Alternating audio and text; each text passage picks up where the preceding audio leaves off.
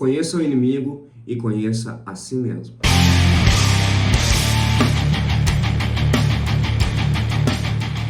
Salve, salve, rapaziada! Bem-vindos ao nosso canal. João Gabriel e Vinícius Marques aqui para falar com você sobre história, filosofia e mentalidade. Obrigado por assistir aí ao nosso vídeo. Já se inscreve, deixa o teu like agora mesmo. Compartilha aí com quem tu acha que possa se interessar. Ao final do vídeo deixa o teu comentário ali, tua opinião sobre o assunto pra gente enriquecer o nosso conhecimento também com a opinião de vocês. E vamos embora que hoje a gente vai falar aí sobre a vida e a obra de um dos filósofos mais importantes aí orientais, né, que a gente tem aqui na nossa lista de filósofos a serem abordados, que é o grande Sun Tzu. Sun Tzu, general, né? Galera, vocês já sabem, né, aquele nosso padrão, dúvidas, críticas, sugestões de temas diversos aqui para o nosso canal. Contato canal mementomori@gmail.com. Isso aí, esse também é o nosso Pix, para quem quiser deixar um incentivo aí pra gente melhorar a nossa infraestrutura e melhorar a nossa produção de conteúdo, inclusive a nossa frequência aí de postagens. Então, Sun Tzu, ele foi um estrategista e um verdadeiro militar, né? Pouco se sabe sobre a sua infância e como ele alcançou, inclusive, o posto de general do exército de Wu, perto do fim do período da primavera e do outono, né? Mais ou menos ali 770 a 476 antes da Era Comum. Esse é o período primavera e outono, né? E o Sun Tzu, ele serviu ao rei de Wu, né? Que o nome desse rei era Elu. O nome Sun Tzu, que a gente começa hoje, né? Pelo qual ele é mais popularmente conhecido, é um título que significa Mestre Sun. Dizem que seu nome de nascimento era Sun Yu. Relatos tradicionais afirmam que o descendente do general, o Sun Bin, escreveu um tratado sobre táticas militares, também intitulado A Arte da Guerra. Mas calma.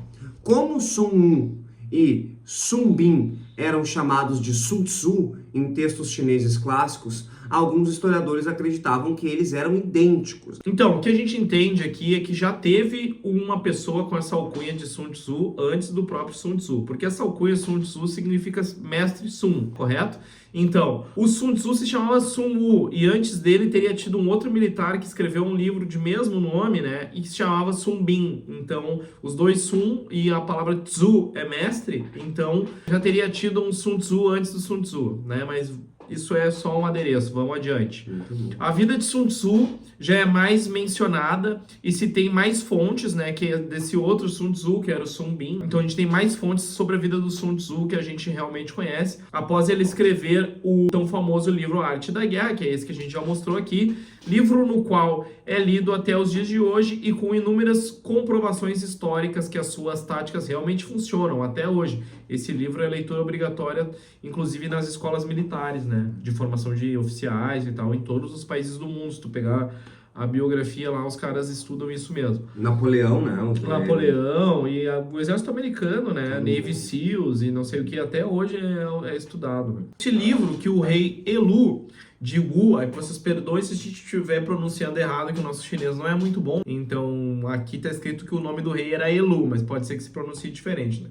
Mas o rei Elu de Wu, tendo ouvido falar da arte da guerra, o convocou ao palácio e pediu que ele demonstrasse a sua habilidade de treinar soldados, treinando o harém do rei, de 180 concubinas, para se tornarem soldados, né? Botou o Sun Tzu a treinar a mulherada do rei lá. Dizem também que Sun Tzu, ele dividiu elas em duas companhias, nomeando as duas concubinas mais favorecidas pelo rei como comandantes das companhias, e passou a dar ordens para elas, né, que elas ignoraram. Em vez disso, caíram na gargalhada. Em vez de obedecerem a ele, elas caíram na gargalhada, não deram moral. Tiraram onda do cara. Apesar dos protestos do rei, Sun Tzu mandou executar as duas concubinas, momento em que o resto dos outros soldados, né, das outras soldadas, começaram então a se comportar imediatamente. O rei nomeou assim, né, depois dessa tática que o rei viu, né, ele nomeou Sun Yu como general, né, que é o nosso Sun Tzu. Tolerância zero, né? Tiraram onda com ele. Até eu acho que eu vi isso num filme, num documentário, alguma coisa assim, que ele puxa a espada da cintura na hora e tira a cabeça de uma fora. Exatamente. E as outras ficam aqui. Pior que tá falando sério, né? Tolerância zero. O Sun Tzu era bem seu Saraiva. Era bem seu Saraiva. Então, brincadeira à parte, gurizada. Agora a gente vai falar aqui, então, do tão famoso livro A Arte da Guerra. O livro que influenciou desde os samurais até Napoleão e, inclusive, segue influenciando os militares hoje, né? Um livro que nos ajuda a vencermos nossas batalhas diárias, assim como em uma guerra mesmo. Um exemplo disso seria: imagine-se solicitando um aumento de salário ao seu chefe. Para que ele possa validar a sua solicitação, você precisa estar em constante evolução. Afinal, quem vai dar uma promoção a quem não a merece? E com isso, então, Sun Tzu ele se preocupa em seu livro, ele se preocupa em passar ensinamentos de batalha, né? Reais, aqueles ensinamentos reais, mas que podem levar às vitórias em nossa vida cotidiana também. Exato. Né? Ele vai dando esses exemplos, né? Então, vamos lá. No capítulo 1, nós temos aí o planejamento inicial. Aqui em Sun Tzu diz que toda guerra é baseada no engano. Devemos enganar o inimigo, deixando ele achar que somos fracos e assim atacá-lo. Usar iscas para atrair o inimigo que procura alguma vantagem sobre você. Se o seu oponente for orgulhoso, provoque-o. Se for humilde, faça com que seja arrogante. Se for fraco, o desgaste. Você deve utilizar as fraquezas do seu inimigo contra ele e ver tudo isso com antecedência. Assim temos o planejamento inicial, né? A gente pode fazer aquela famosa antecipação de movimento, né? No jiu-jitsu a gente tem isso, né, cara? Tu dá aquela migueleada ali, né? Faz que vai quedar o cara e não queda, faz o pega onde tu acha que não, né? É muito louco. E aí nós temos também no capítulo 2, guerreando. A guerra, ela deve ser conduzida para uma vitória rápida. Isso é muito importante, meu pessoal. A gente vai falar mais nisso depois. Pois não se sabe de qualquer nação que tenha alguma guerra longa e tenha se beneficiado com isso. A guerra ela foi feita para acabar rápido. Caso contrário, as perdas elas são enormes, né? Inclusive maiores do que o motivo daquela guerra ter iniciado. Né? Ou seja, acaba rápido, né? Sabe o que eu me lembrei agora? Sabe o que eu... Hiroshima. Não. Chutou bem longe. Eu pensei na Rússia. Na Rússia. O Putin. Tu pensa, se o Putin soubesse que essa guerra que ele começou com a Ucrânia é totalmente idiota, né? Diga-se de passagem, uma guerra sem sentido nenhum. Fosse se arrastar por... Quando começou? 2022? Foi antes? Foi 21, 22? Foi na pandemia? Por aí. 21, 22. Então, 3 para 4 anos, assim, de uma guerra sem sentido, com pouco benefícios. Mesmo se ele ganhasse pouco benefício, a quantidade de gente que eles já perderam. E detalhe, uma grande potência tomando um vareio, tomando né? um vareio de um paísinho bem pequeno, É. né? Então, comparado a eles, né? É verdade. Então, eu acho que o Putin contava que a guerra fosse acabar rápido. O que não aconteceu, né? E a gente vê o desgaste, a situação da Rússia aí, cheia de sanções internacionais, que começou a ficar feio. Então, a Rússia tá literalmente sangrando por não ter observado esse ensinamento do Sun Tzu, né? Se eles tivessem observado isso aqui, eles não tinham se dado tão mal. Não tinha se dado mal. Capítulo 3, a estratégia ofensiva. Obter a vitória sem lutar, tentar vencer por outros meios, sem ter que usar a força bruta. Aquela coisa, né? A melhor briga é a não brigada, né? É a evitada, né? Evitando. Sairá vencedor aquele que sabe quando atacar, aquele que sabe como adotar a arte militar apropriada para seu estilo de povo. Sairá vitorioso aquele que está preparado em cima do seu inimigo, que não está preparado. E lembre-se, aquele que conhece seu inimigo e conhece a si mesmo, vai lutar sem batalhas e vai ganhar todas elas. Capítulo 4 agora, as táticas e disposições. Não cometer erros dá a certeza da vitória, tendo um planejamento estratégico para isso. Saber que quando não se tem uma chance de vitória, deve-se tomar a posição defensiva. Já quando se tem uma chance de vitória, deve-se atacar com todas as forças. Deve ser analisado o ambiente, entendendo as habilidades humanas e tecnológicas envolvidas naquele ambiente, né? Capítulo 5.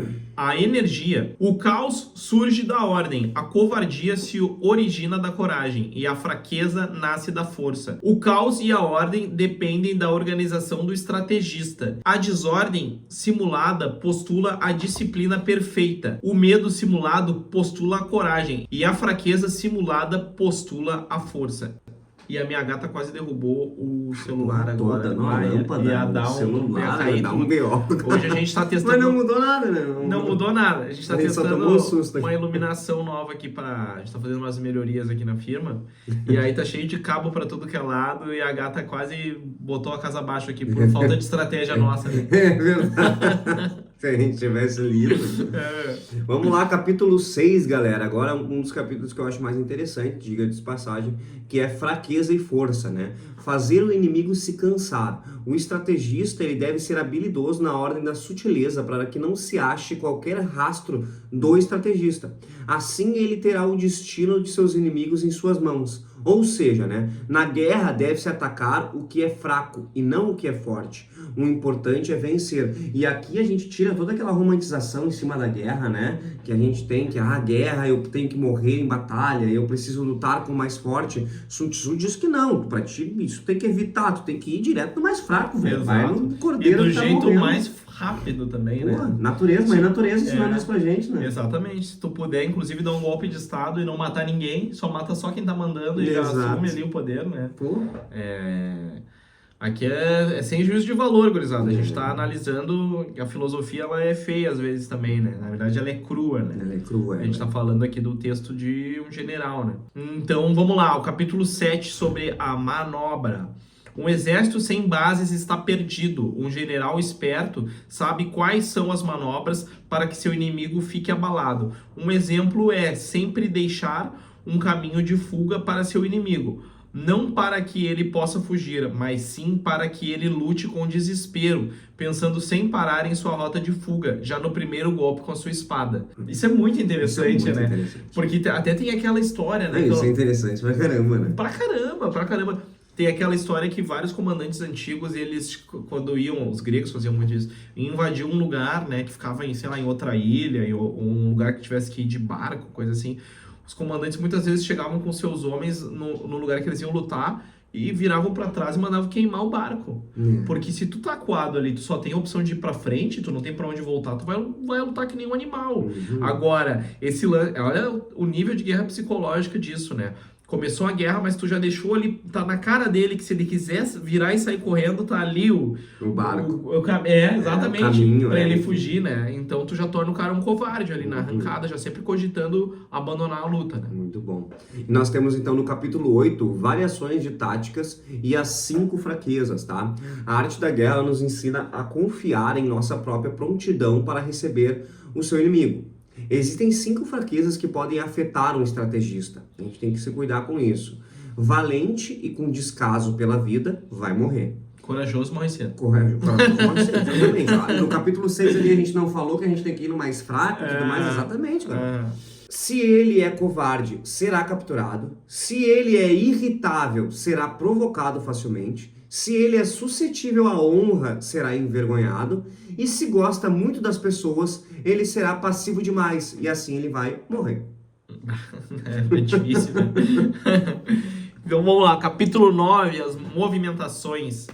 Aquele que faz pouco caso de seus oponentes, certamente será capturado por eles. Palavras humilhantes e preparativos redobrados são sinais de que seu inimigo vai avançar. Linguagem violenta e o avanço como se fosse para o ataque são sinais de que ele vai recuar. Capítulo 10, o terreno. Se você conhece a si mesmo e conhece seus homens, assim como conhece os seus filhos, sabendo qual será o terreno da batalha e se estão todos preparados para batalhar, com certeza a vitória é garantida.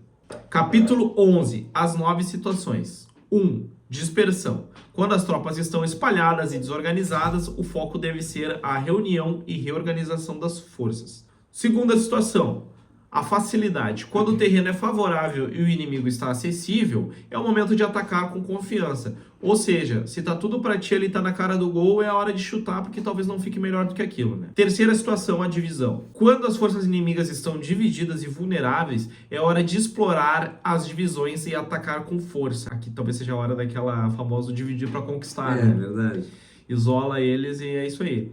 A quarta situação é a união. Quando as forças inimigas estão concentradas e unidas, é preciso cautela e evitar confrontos diretos, buscando enfraquecê-las. A quinta situação é a dificuldade. Quando o terreno é complicado e as tropas enfrentam obstáculos, é necessário paciência e adaptação às dificuldades. Sexta situação, a proximidade. Quando o inimigo está próximo e a batalha é iminente, é preciso avaliar a situação e escolher o momento certo para atacar. A sétima situação é o terreno difícil. Quando o terreno é acidentado e traiçoeiro, é fundamental conhecer o terreno e usar suas características a seu favor. A oitava situação é o terreno aberto. Quando o terreno é plano e sem obstáculos, é importante manter a vigilância e evitar emboscadas. A nona situação é o terreno fatal. Quando o terreno é desfavorável e a derrota parece inevitável, é preciso agir com determinação e buscar uma saída honrosa. Honrosa. Pode ser que seja morte Pode essa ser que saída. seja morte. Até morrer, né? É isso que é interessante. O que é esse honrosa, né? Para pensar em Sun Tzu, né? Sobreviver ou morrer. Sim. Vamos lá, galera, agora pro capítulo 12, tá? Nós temos ataques com fogo. Não se mova ao menos que veja uma vantagem, e não use suas tropas ao menos que haja algo a ser ganho. Só se movimente se necessário, né? É, exatamente. E aquilo, né? Tu não vai ver um leão brigando com um pombo, né? Não. Não tem nada a ganhar, né? Exatamente. Não te expõe. Isso me lembrou um pouco da Rússia de novo. É verdade. Mas sonhar com a Rússia. Muito a perder e pouco a ganhar e muito a se queimar. Capítulo 13. Espiões. Falou em Rússia e espiões. Tomara que eles não mandem ninguém me dar chá na rua. Aquele chazinho de veneno deles. Deus o livre. Ô Putin, paz aí, irmão.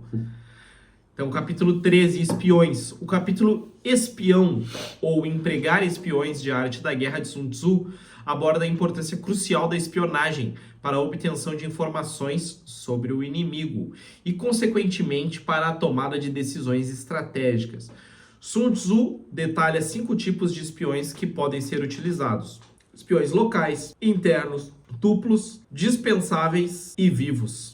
Cada um com suas características e vantagens. O resumo desse capítulo sobre os espiões é a importância da informação. O capítulo enfatiza que o conhecimento detalhado do inimigo, suas forças, fraquezas e planos é fundamental para o sucesso em qualquer conflito. Assim, galera, explicamos todos os capítulos de um dos livros mais famosos do mundo, né? E também bem antigo esse livro.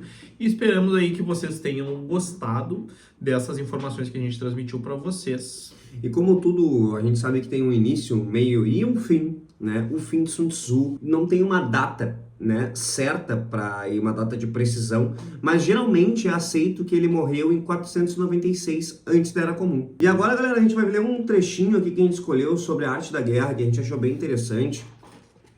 Vou ler para vocês aqui. Aí, ó, livrão bonito. Por consequência, está dito: se conhecer o inimigo e a si mesmo, não temas o resultado de 100 batalhas. Se conhecer a si mesmo, mas não o inimigo, para cada vitória também sofrerás uma derrota. Se não conhecer a si mesmo, nem o inimigo, sucumbirás a todas as batalhas. Conhece o inimigo e a ti mesmo e acorda pra vida, cachorro!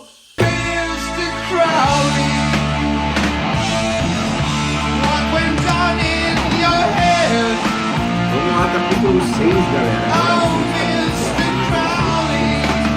Que é fraqueza e força.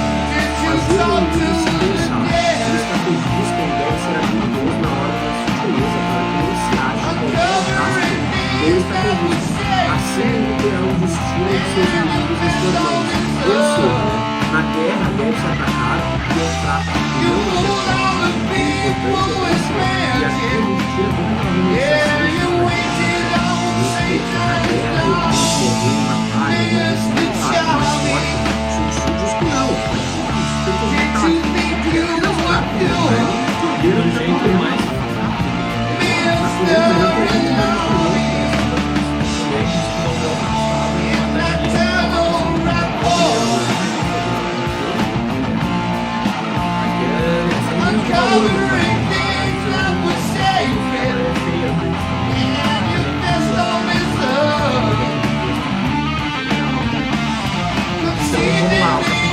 tira toda a munição. Exército sem base está perdido, o general espera, sabe quais são as manobras. Esse livro